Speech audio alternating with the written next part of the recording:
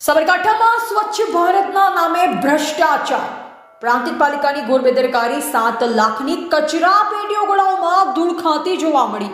2017-18માં ખરીદેલી ડોલો 7 વર્ષ બાદ પણ લોકો સુધી ન પહોંચી। ગોડાઉનમાં જ સડી ગયેલો જથ્થો જોઈ સ્થાનિકોમાં રોષ। સાબરકાંઠા જિલ્લાની પ્રાંતિજ નગરપાલિકાનો વધુ એક ગંભીર વહીવટી છબરડો અને સંભવિત કૌભાંડ પ્રકાશમાં આવ્યું છે। કેન્દ્ર સરકાર એક તરફ સ્વચ્છ ભારત મિશન પાછળ કરોડોનો ખર્ચ કરી રહી છે, ત્યારે બીજી તરફ પ્રાંતિજ નગરપાલિકાના પાપે પ્રજાના પરસેવાના લાખો રૂપિયા પાણીમાં ગયા હોય તેવા દ્રશ્યો સામે આવ્યા છે। પ્રાપ્ત વિગત મુજબ વર્ષ 2017-18માં સ્વચ્છ ભારત અભિયાન અંતર્ગત નગરજનોને ભીનો અને સૂકો કચરો અલગ રાખવા માટે વિતરણ કરવાના હેતુથી લાખો રૂપિયાના ખર્ચે કચરાની ડોલો, ડસ્ટબિન ખરીદવામાં આવી હતી। જોકે આશ્ચર્યની વાત એ છે કે ખરીદીના 7 વર્ષ વીતી ગયા હોવા છતાં પણ આ ડોલો નગરજનોના ઘર સુધી પહોંચવાને બદલે ગોડાઉનમાં જ કેદ રહી ગઈ છે।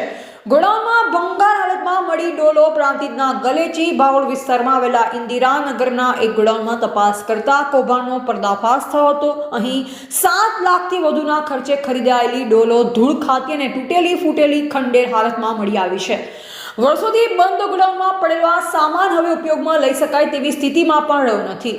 7 વર્ષ જેટલા લાંબા સમયગાળા સુધી નગરપાલિકાએ ડોલોનું વિતરણ કેમ ન કર્યું તે સૌથી મોટો સવાલ છે। જાગૃત નાગરિકો અને સ્થાનિકો આ ઘટનાને નગરપાલિકાની ઘોર અણઆવડત અને ભ્રષ્ટાચાર ગણાવી રહ્યા છે। લોકોનો આક્ષેપ છે કે માત્ર કાગળ પર ખરીદી બતાવીને કટકી કરવાનો આ ખેલ હોઈ શકે છે। હાલ તો આ મામલે જવાબદાર અધિકારીઓ સામે કડક તપાસ થાય અને પ્રજાના પૈસાનો વેડફાટ કરનારાઓ સામે કાર્યવાહી કરવામાં આવે તેવી સ્થાનિકો દ્વારા ઉગ્ર માંગ ઉઠી છે। હવે વાત કરીએ સાબરકાંઠાની, જ્યાં સ્વચ્છ ભારત મિશનના નામે એક મોટું કૌભાંડ સામે આવ્યું હોય તેવા દ્રશ્યો જોવા મળ્યા છે।